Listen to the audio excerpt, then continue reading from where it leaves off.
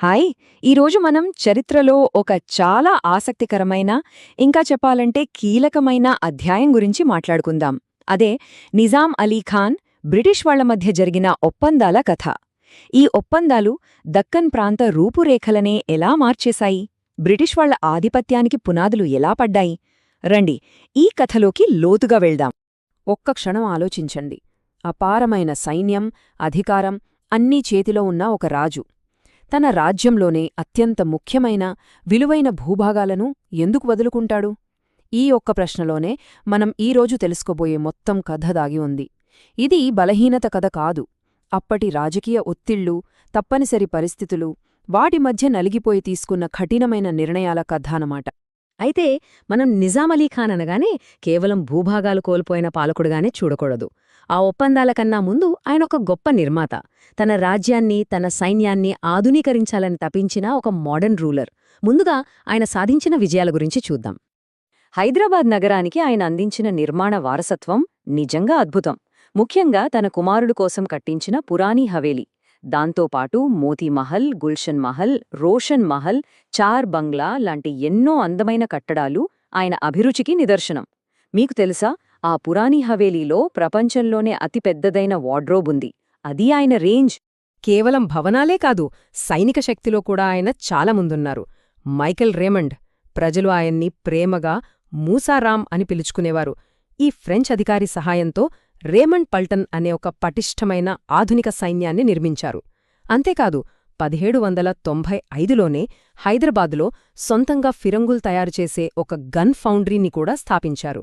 అన్నిటికన్నా ముఖ్యంగా జఫర్ ఫల్టన్ పేరుతో ఒక మహిళా దళాన్ని ఏర్పాటు చేయడం. ఆ రోజుల్లో అది ఒక సంచలనం. ఇంతటి దార్శనికత, ఇంతటి శక్తి ఉన్న ఒక పాలకుడు మరి తన భూభాగాలను ఎలా కోల్పోవడం మొదలుపెట్టాడు?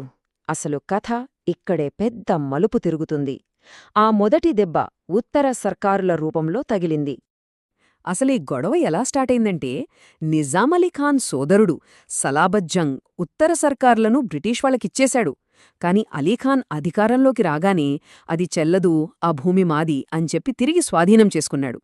ఆ తర్వాత 1765లో మొఘల్ చక్రవర్తి షా ఆలం II వాటిని బ్రిటిష్ వాళ్లకే ఇవ్వమని ఒక ఫర్మానా జారీ చేసినా నిజాం దాన్ని కూడా పట్టించుకోలేదు.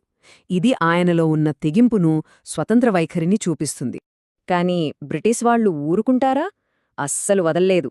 ఆ మొఘల్ ఫర్మానాను ఒక సాకుగా చూపిస్తూ ఒత్తిడి పెంచడం మొదలుపెట్టారు. చివరికి కాండ్రేగుల జోగిపంతులు అనే ఒక దుబాసి, అంటే ఇరుపక్షాల మధ్య అనువాదం చేసే ఒక మధ్యవర్తి, రంగంలోకి దిగి సరిది చెప్పడంతో నిజాం చర్చలకు ఒప్పుకోక తప్పలేదు.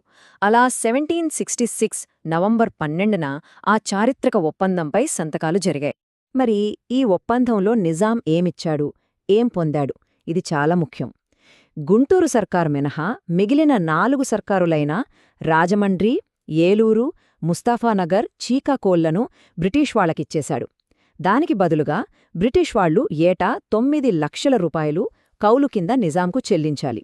చూడ్డానికి ఇదొక మంచి డీల్లాగే కనిపిస్తుంది కదా.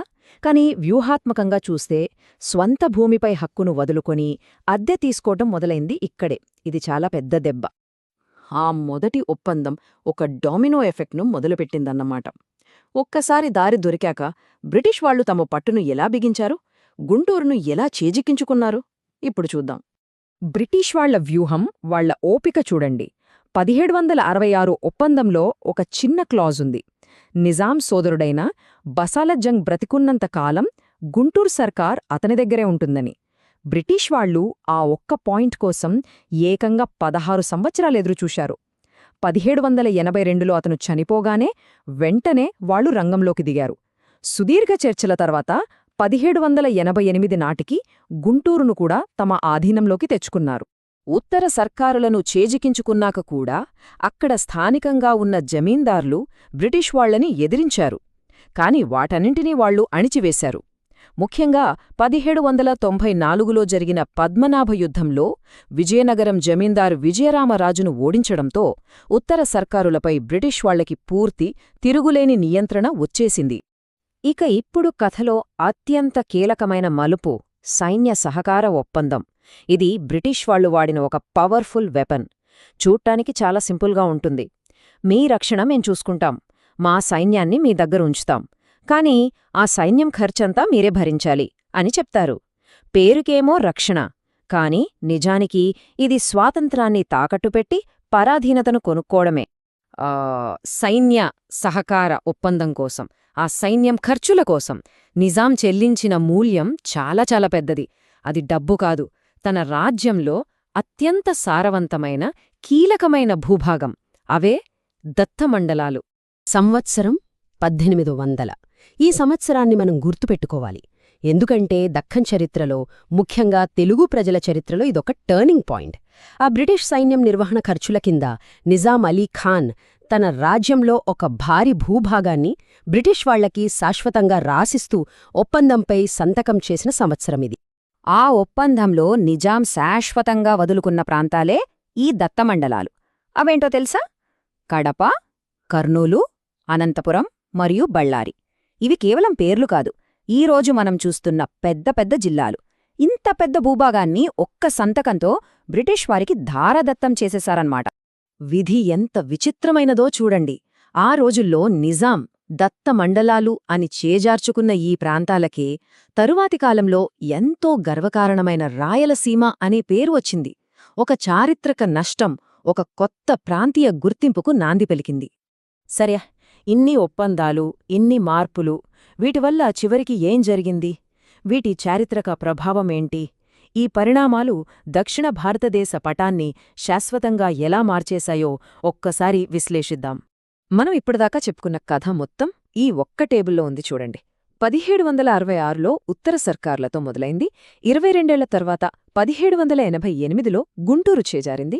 ఆ తర్వాత 12 1800లో దత్తమండలాలను పూర్తిగా కోల్పోయారు.